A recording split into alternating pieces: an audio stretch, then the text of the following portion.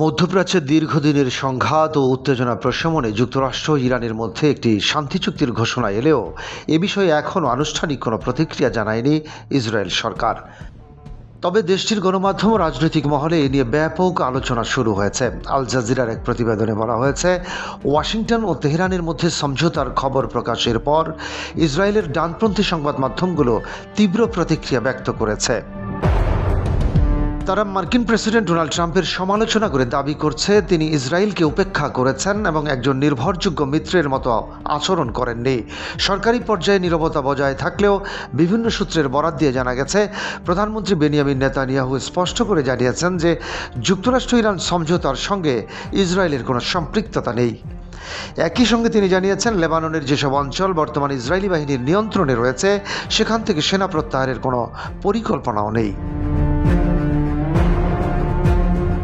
ইসরায়েলের প্রতিরক্ষামন্ত্রীর বক্তব্যেও একই ধরনের অবস্থার প্রতিফলন হয়েছে। তিনি ইঙ্গিত দিয়েছেন যে নিরাপত্তা ও সামরিক কৌশলের প্রশ্নে ইসরায়েল নিজস্ব সিদ্ধান্তেই এগোবে।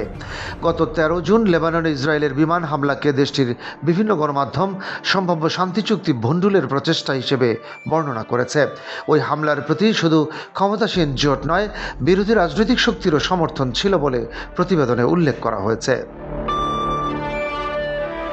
তবে শেষ পর্যন্ত ওই সামরিক অভিযান প্রত্যাশিত ফল দেয়নি বলেই বিশ্লেষকদের ধারণা। বরং হামলার পর কূটনৈতিক তৎপরতা আরও জোরদার হয় এবং তা যুক্তরাষ্ট্র ইরান সমঝোতার পথকে দ্রুততর করেছে বলেও মনে করা হচ্ছে। ডোনাল্ড ট্রাম্পের চুক্তি ঘোষণার পর ইসরায়েলের ভেতরে কয়েকটি গুরুত্বপূর্ণ প্রশ্ন সামনে এসেছে। সরকার কি এই সমঝোতাকে কার্যত মেনে নেবে নাকি নিজস্ব সামরিক নীতি অব্যাহত রাখবে তা নিয়ে আলোচনা চলছে। এছাড়া লেবাননের দিকে গোলাবর্ষণ সামরিক অভিযান বন্ধ করা হবে কিনা, কিংবা ইরানের নির্ধারিত রেড লাইন মেনে বৈরুতের দক্ষিণাঞ্চলে হামলা থেকে বিরত থাকবে কিনা সে প্রশ্ন এখন আলোচনার কেন্দ্রে। বিশেষ করে বৈরুতের দক্ষিণ শহরতলিতে ইসরায়েলের সাম্প্রতিক হামলা যুক্তরাষ্ট্র ইরানের মধ্যে সমঝোতা স্মারক ঘোষণার প্রক্রিয়াকে প্রায় বিপর্যস্ত করে দিয়েছিল বলেও প্রতিবেদনে উল্লেখ করা হয়েছে। আগামী 19 জুন সুইজারল্যান্ডে যুক্তরাষ্ট্র ইরানের মধ্যে আনুষ্ঠানিক শান্তি চুক্তি স্বাক্ষরের কথা রয়েছে। ফলে চূড়ান্ত স্বাক্ষরের আগে এখনও কয়েকদিন সময় হাতে রয়েছে এবং এই সময়ের মধ্যে পরিস্থিতির পরিবর্তনের সম্ভাবনাও উড়িয়ে দেওয়া যাচ্ছে না।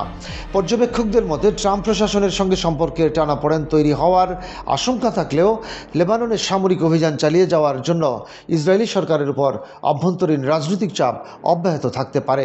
ফলে চুক্তি স্বাক্ষরের আগ পর্যন্ত ইসরায়েলের রাজনৈতিক ও কূটনৈতিক মনোযোগ মূলত এই বিষয়গুলোকেই ঘিরে থাকবে। ডেস্ক রিপোর্ট, বাংলাবাজার পত্রিকা।